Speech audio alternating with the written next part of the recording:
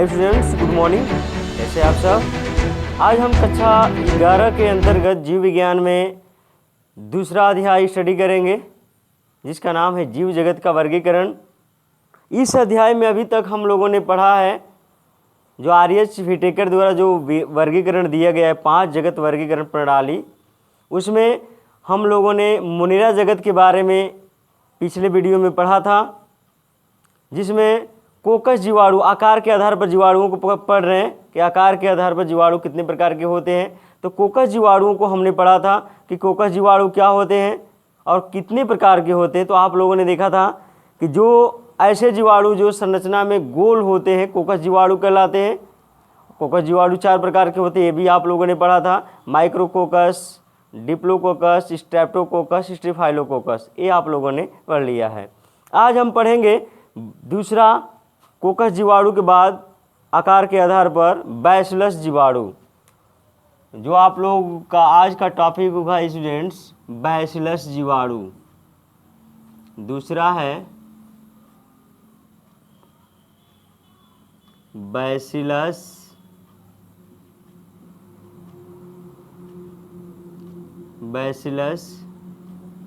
जीवाणु। बैसिलस जीवाणु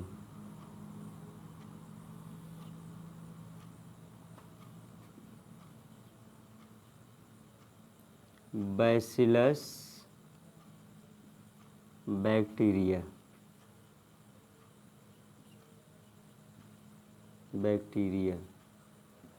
तो आकृति के आधार पर पढ़ रहे हैं। तो बैसिलस जो जीवाणु होते हैं स्टूडेंट्स, ये रॉड शेप्ड होते हैं। रॉड शेप्ड याद रखेंगे, ये आकृति में कैसे होते हैं? रॉड शेप्ड होते हैं। रॉड शेप्ड अर्थात इनकी आकृति रॉड के आकार की होती है। रॉड शेप्ड होते हैं, ऐसे ऐसे रॉड शेप्ड होते हैं। तो जब बैसिलस जीवाणु किसे कहते हैं, तो पहले इसके बारे में आप लोग पढ़ेंगे कि बैसिलस जीवाणु क्या होते हैं। आकृति के आधार पर इनकी स्ट्रक्चर कैसी होती है, तो आप लोग इसके बारे में क्या लिखेंगे? तो ऐसे जीवाणु जिनकी आकृति रॉड शेप्ड होती है, रॉड शेप्ड होती है, उन्हें क्या कहते हैं? बैसिलस जीवाणु कहते हैं। तो इसमें आप लोग लिख सकते हैं ऐसे जीवाणु जिनकी आकृति रॉड शेप्ड होती है। ऐसे जीवाणु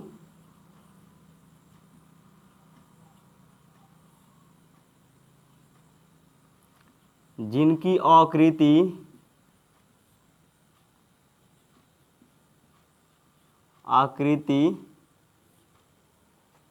रॉड शेप्ड होती है। रॉड की आकृति की होती है, रॉड के आकार की होती है, इसको रॉड शेप्ड कहते हैं।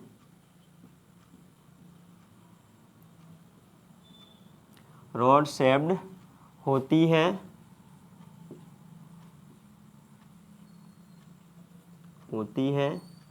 उन्हें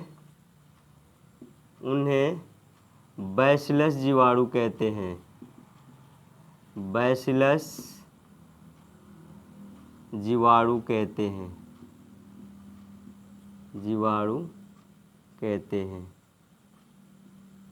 तो जिन जीवाणुओं की आकृति क्या होती है?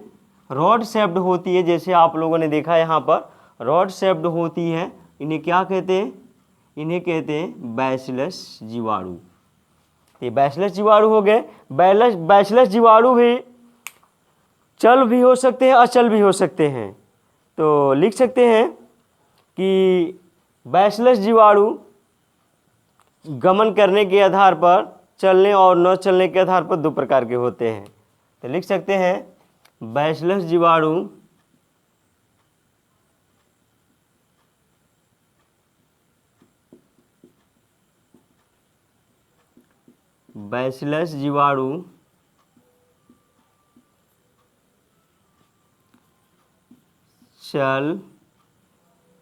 चल जिसको मोटाइल इंग्लिश में कहते हैं, मोटाइल या अचल, इंग्लिश में कहते हैं नॉन मोटाइल, नॉन मोटाइल हो सकते हैं, हो सकते हैं। तो यहाँ पर आप लोगों ने देखा बैसिलस जीवाणु मोटाइल, चल अर्थात अचल हो सकते हैं। तो पहले देखेंगे चल बैसिलस जीवाणु क्या होते हैं और अचल बैसिलस जीवाणु क्या होते हैं। तो पहला हम इसमें पढ़ेंगे स्टूडेंट्स, चल मोटाइल। मोटाइल प्रकार के बैसिलस जीवाणु क्या होते हैं, इनके बारे में देख लेते हैं।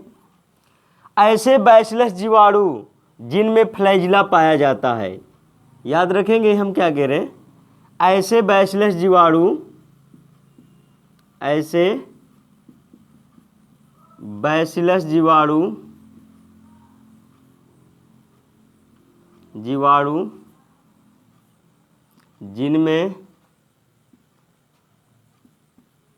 जिनमें कशाभिका, जिसको फ्लैजिला भी कहते हैं इंग्लिश में, कशाभिका, कोष्ठ में फ्लैजिला भी लिखेंगे, फ्लैजिला उपस्थित होता है, उपस्थित होता है, उन्हें चल जीवाणु कहते हैं, चल जीवाणु कहते हैं। तो यहाँ पर आप लोगों ने देखा कि बैसिलस जीवाणु में चल जीवाणु क्या होते हैं, कि ऐसे बैसिलस जीवाणु जिनमें कशाभिका उपस्थित होता है उन्हें चल बैसिलस जीवाणु कहते हैं। जैसे रॉड शेप तो हो गए ही होंगे, आपको पता है कि इनकी आकृति रॉड के आकार की होती है, रॉड शेप्ड होती है, इसमें कोई आपको प्रॉब्लम नहीं होनी चाहिए, रॉड शेप्ड होती है। लेकिन ये फ्लैजिला हो गया, यदि यह फ्लैजिला पाया जाता है, जिसको हम लोग क्या कहते हैं, कशाभिका, कशाभिका। तो ये बैसिलस जीवाणु हो गए, ये कशाभिका हो गई। तो बैसिलस जीवाणु में यदि कशाभिका उपस्थित होती है, फ्लैजिला उपस्थित होता है, उन्हें चल जीवाणु कहते हैं, चल बैसिलस जीवाणु कहते हैं। तो आप लोगों ने यहाँ पर चल के बारे में देख लिया। अब देखते हैं अचल क्या होते हैं, नॉन मोटाइल। दूसरा पढ़ेंगे अचल, अचल bacillus bacteria, non motile, non motile. तो ऐसे बैसिलस जीवाणु जिनमें कशाभिका अनुपस्थित हो उन्हें नॉन मोटाइल कहते हैं। तो लिख सकते हैं ऐसे बैसिलस जीवाणु, ऐसे बैसिलस जीवाणु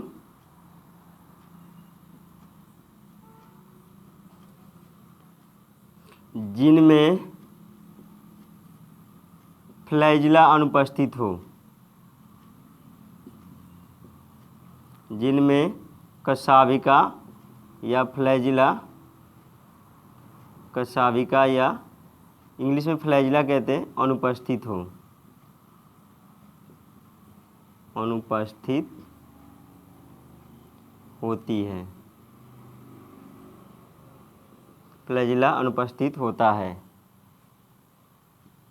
उसे अचल, अचल कोष्ठ में नॉन मोटाइल, नॉन मोटाइल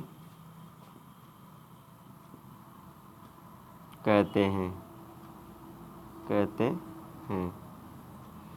तो आप लोगों ने यहाँ देखा ऐसे बैसिलस जीवाणु जिनमें कशाभिका अनुपस्थित होती है या होता है उसे नॉन मोटाइल कहते हैं। जैसे बैसिलस एंथ्रॉक्सिस, उसमें कशाभिकाएँ नहीं पाई जाती हैं, तो ऐसे रॉड शेप्ड होगा इनकी आकृति, लेकिन अकशाभिकी होंगे, अकशाभिकी, इसमें इसका केंद्रकाव हो गया, इसमें कोई फ्लैजिला नहीं होता है। तो ये क्या हो गया, अचल बैसिलस जीवाणु। तो आप लोगों ने यहाँ पढ़ा चल बैसिलस जीवाणु और अचल बैसिलस जीवाणुओं के बारे में।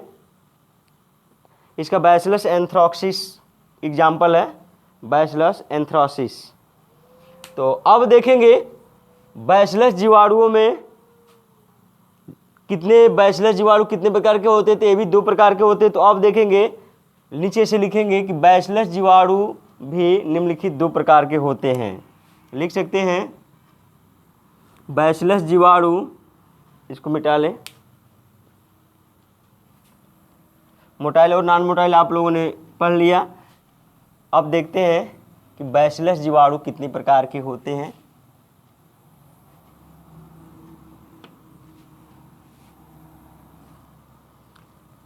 बैसिलस जीवाणु के प्रकार।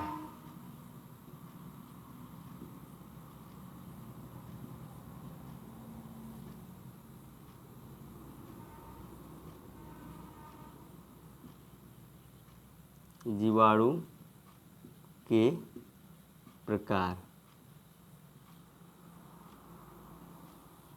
Types of bacillus bacteria.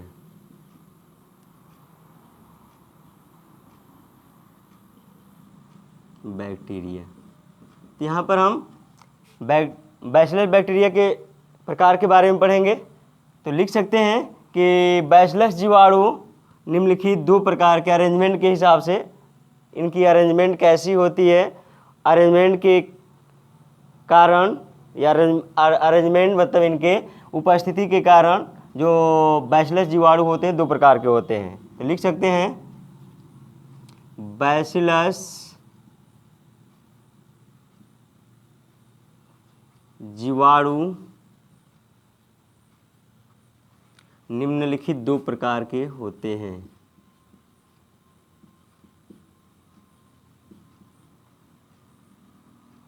निम्नलिखित 2 प्रकार के होते हैं। 2 प्रकार के होते हैं।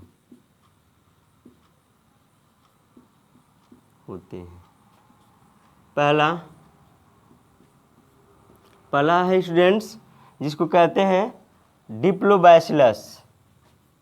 नाम याद रखेंगे, डिप्लो, जैसे आप लोगों ने माइक्रोकोकस डिप्लोकोकस पढ़ा था, इसीलिए इसी कारण इनको भी डिप्लोकोकस और स्ट्रेप्टोकोकस में बांटा गया, स्ट्रेप्टोबैसिलस में बांटा गया है। तो हो गया डिप्लोबैसिलस।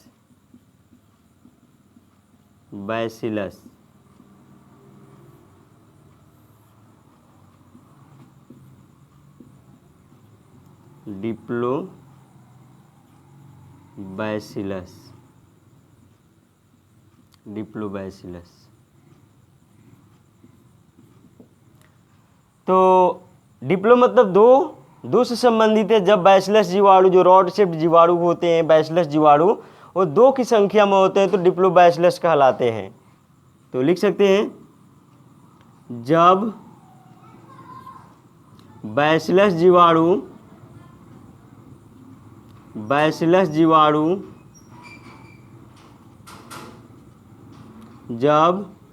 बैसिलस जीवाणु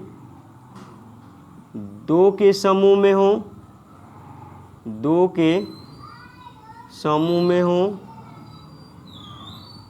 में उपस्थित हों,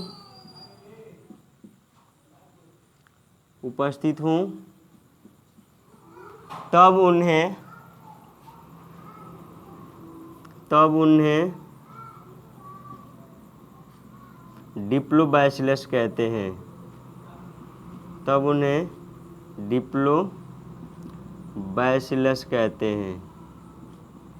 डिप्लोबैसिलस कहते हैं।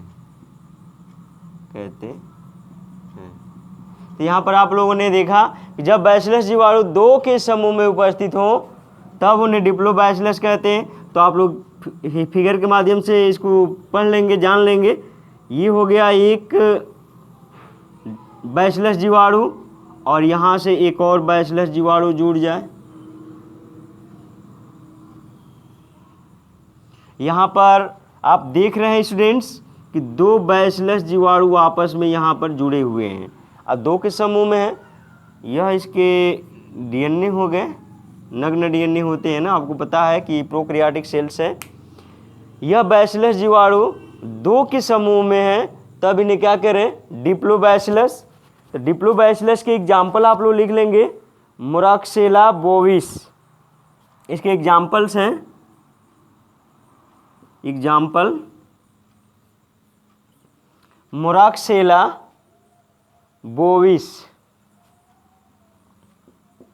मोरक्सेला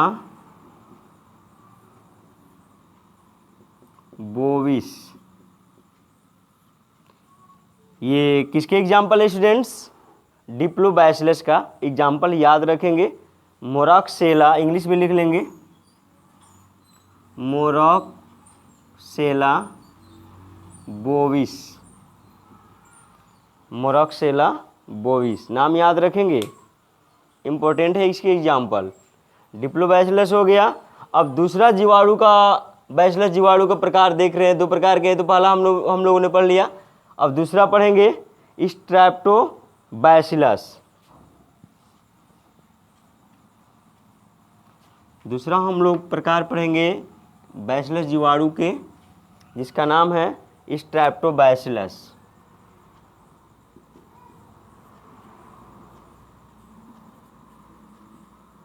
स्ट्रेप्टोबैसिलस,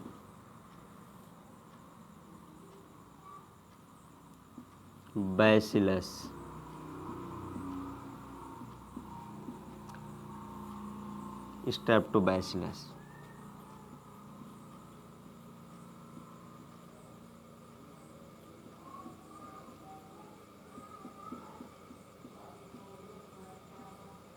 स्ट्रेप्टोबैसिलस के बारे में, तो इसमें आप लोगों ने इसके बारे में पिछले वीडियो में पढ़ा है, माइक्रोकोकस के अंतर्गत, कोकस जीवाणु के अंतर्गत स्ट्रेप्टोकोकस। तो यहाँ पर स्ट्रेप्टो का मतलब क्या, सीधी श्रृंखला में हो, कौन से, बैसिलस जीवाणु। वहाँ पर कोकस जीवाणु, यहाँ पर बैसिलस जीवाणु। जब बैसिलस जीवाणु क्या हो, एक लंबी श्रृंखला में अरेंज हो, तब उन्हें कहते हैं स्ट्रेप्टोबैसिलस। तो लिख सकते हैं, जब बैसिलस जीवाणु,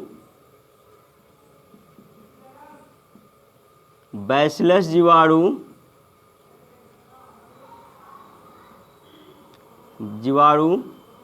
एक लंबी श्रृंखला में उपस्थित हों, एक लंबी श्रृंखला में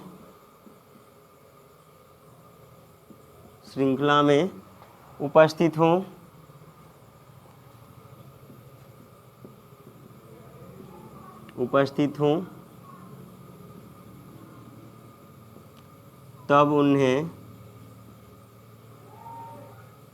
तब उन्हें स्ट्रेप्टोबैसिलस कहते हैं, स्ट्रेप्टोबैसिलस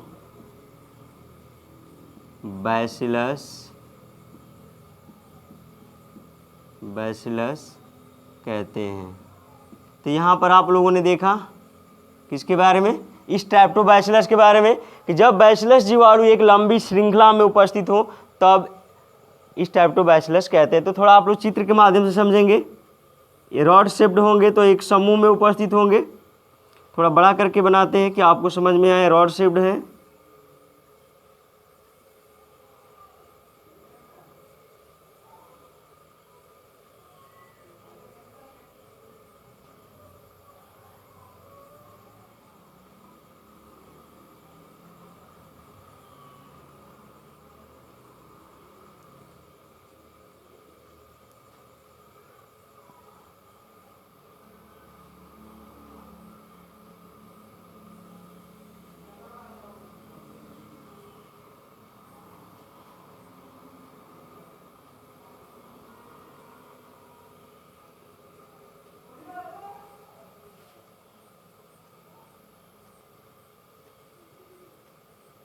तो आप लोगों ने यहाँ देखा, ये इसका जेनेटिक मटेरियल होता है,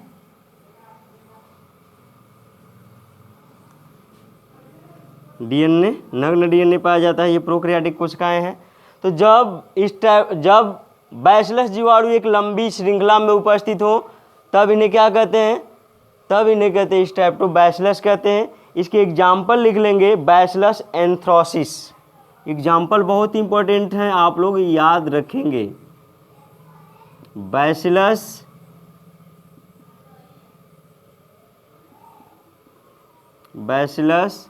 एंथ्रासिस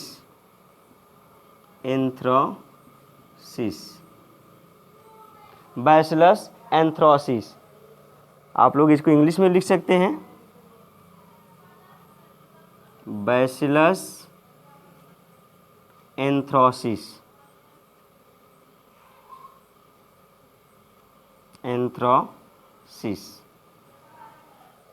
तो आप लोगों ने बैसिलस जीवाणु के प्रकार को भी पढ़ लिया, आकार के आधार पर जीवाणुओं को पढ़ रहे हैं। तो कोकस जीवाणु, बैसिलस जीवाणु और उनके प्रकारों को आप लोगों ने पढ़ा। अब तीसरा प्रकार पढ़ेंगे, तीसरा प्रकार जिसका नाम है सर्पिलाकार, सर्पिल या सर्पिलाकार जीवाणु।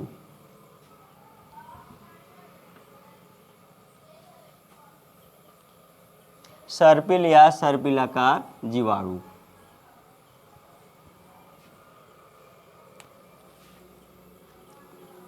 थर्ड प्रकार है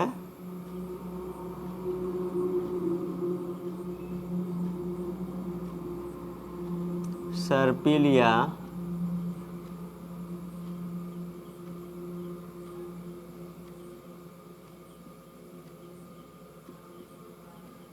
सर्पिलाकार जीवाणु।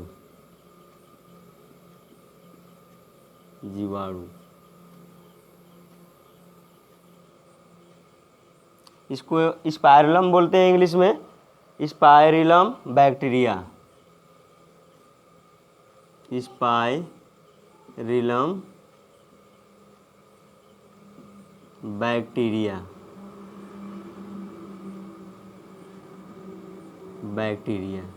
Spirillum bacteria.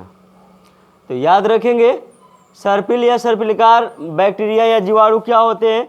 ऐसे जीवाणु जिनका स्ट्रक्चर कैसा होता है, रॉड शेप नहीं होता है बल्कि सर्प के आकार का होता है, सर्प के आकार का। आप लोग देख सकते हैं ऐसे।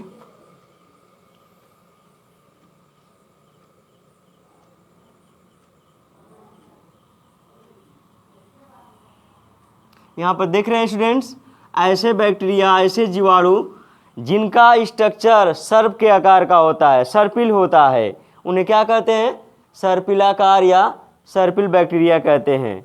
ये कशाभिक या अकशाभिक हो सकते हैं। तो ज़्यादातर ये फ्लैजिलेटेड ही होते हैं, इसमें फ्लैजिला क्या होता है, पाया जाता है। तो आप लोगों ने यहाँ पर देखा ऐसे बैक्टीरिया जिनकी आकृति कैसी होती है, सर्प के आकार की होती है, सर्पिल होती है, उन्हें सर्पिलाकार जीवाणु कहते हैं। तो लिख सकते हैं ऐसे जीवाणु जिनकी आकृति सर्पिल के आकार की होती है या सर्प के आकार की होती है, लिख सकते हैं ऐसे जीवाणु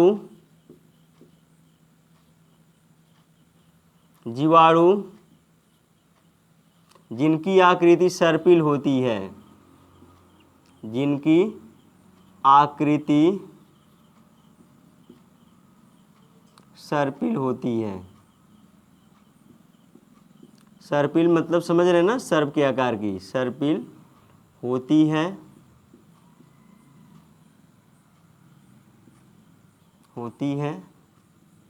उन्हें सर्पिल या सर्पिलाकार जीवाणु कहते हैं। सर्पिल या सर्पिलाकार जीवाणु कहते हैं। सर्पिलाकार जीवाणु कहते हैं। तो यहाँ पर आप लोगों ने देखा ऐसे जीवाणु जिनकी आकृति सर्पिल होती है उन्हें सर्पिल या सर्पिलाकार जीवाणु कहते हैं। जैसे आप लोगों ने स्ट्रक्चर में देखा, ये फ्लैजिलेटेड होते हैं, इसको फ्लैजिला कहते हैं। इसको क्या कहते हैं, फ्लैजिला, इंग्लिश में फ्लैजिला और हिंदी में कहते हैं कशाभिका। तो याद रखेंगे इनमें कशाभिका हो सकता है, तो लिख सकते हैं इनमें फ्लैजिला भी पाया जाता है। इनमें कशाभिका जिसको कहते हैं कसाबिका भी पाया जाता है। अर्थात ये क्या होते हैं? चल होते हैं, क्योंकि फ्लैजिला पाया जाता है, हमने आपको पीछे बता रखा है। इसका एग्जाम्पल लिख लेंगे स्टूडेंट्स। एग्जाम्पल जितने भी हम पढ़ा रहे हैं आपको, सबके एग्जाम्पल आप लोग याद रखेंगे, कॉम्पिटिटिव एग्जाम में ज़्यादातर पूछे जाते हैं। इसके एग्जाम्पल हैं स्पाइरिलम माइनस, स्पाइरिलम माइनस लिख सकते हैं, हिंदी में भी स्पाइरिलम माइनस। तो यहाँ पर आप लोगों ने देखा किसके बारे में? सर्पिल या सर्पिलाकार बैक्टीरिया के बारे में, जिनकी आकृति सर्प के आकार की होती है, सर्पिल होती है। अब अगला प्रकार पढ़ेंगे चौथा, जिसका नाम है कौमाकार जीवाणु, कॉमा शेप्ड बैक्टीरिया।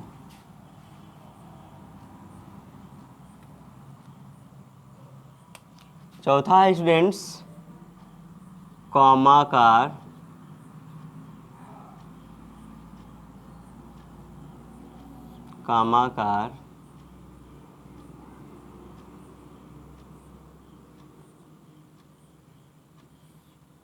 जीवाणु।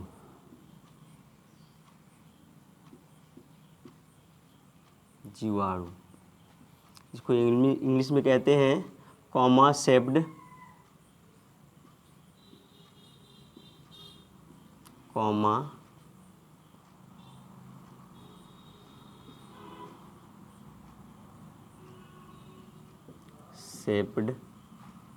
बैक्टीरिया।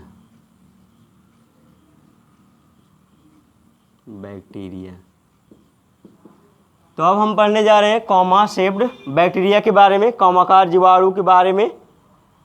याद रखेंगे इसकी आकृति कॉमा के कॉमा आप लोग लगाते हैं, ऐसे कॉमा लगाते हैं, तो ऐसे ही इनकी आकृति होती है, थोड़ा हम बड़ा करके बनाते हैं।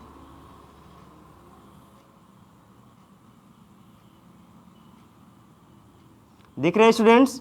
इनकी आकृति, इसका डेंटिक मटेरियल होगा, कॉमा शेप्ड होते हैं। इनकी आकृति कैसी होती है? कॉमा के आकार की। आप लोग एकदम इसको याद रखेंगे, कॉमा के आकार के ये होते हैं, ये इसका जेनेटिक मटेरियल हो गया। तो ऐसे जीवाणु जिनकी आकृति कॉमा के आकार, जो आप कॉमा लगाते हैं वैसी होती है, इन्हें कॉमाकार जीवाणु कहते हैं। तो आप इनके बारे में लिख सकते हैं।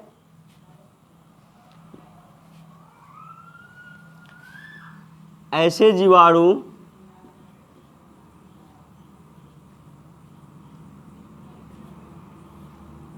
जिनकी आकृति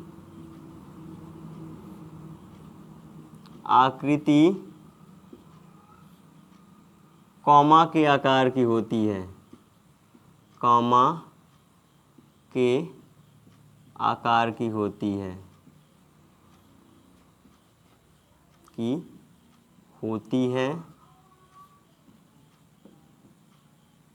उन्हें कौमाकार जीवाणु कहते हैं।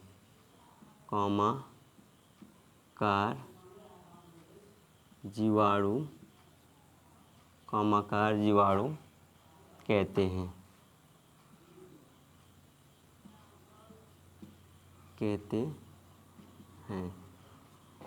आप लोग चित्र भी यहाँ पर हम बनाए थे, मिटा दिए हैं, आप लोग बना लेंगे। ये कामाकार जीवाणु हो गए, इसका जेनेटिक मटेरियल हो गया। एग्जाम्पल इसके लिख लेंगे। विब्रियो कॉलेरी इसके एग्जाम्पल हैं।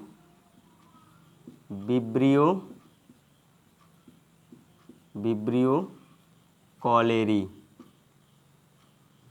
ये मनुष्यों में रोग उत्पन्न करता है। स्टूडेंट्स याद रखेंगे, बहुत इंपॉर्टेंट है।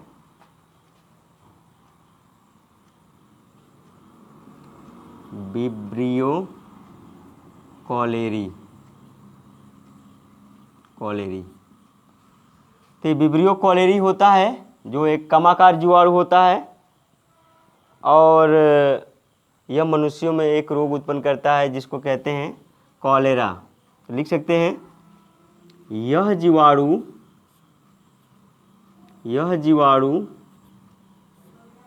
मनुष्य में हैजा जिसको हम लोग कॉलेरा कहते हैं, कॉलेरा रोग उत्पन्न करता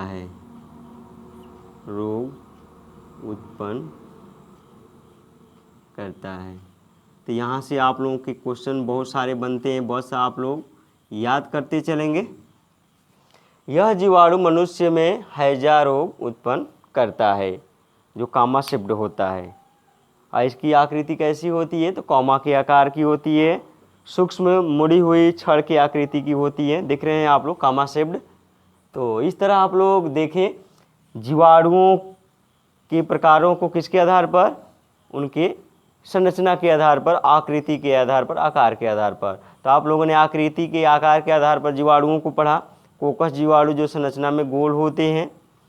उसके बाद आप लोगों ने पढ़ा किसके बारे में? रॉड शेप्ड बैक्टीरिया के बारे में, रॉड शेप्ड बैक्टीरिया के बारे में, जिनकी आकृति रॉड के आकार की होती है। उसके बाद आप लोगों ने पढ़ा किसके बारे में? तो सर्पिल बैक्टीरिया के बारे में पढ़ा। और अभी जस्ट आप लोगों ने कामाकार बैक्टीरिया के बारे में अध्ययन किया है। तो ये टॉपिक आप लोगों को समझ में आया होगा, मेरा विश्वास है।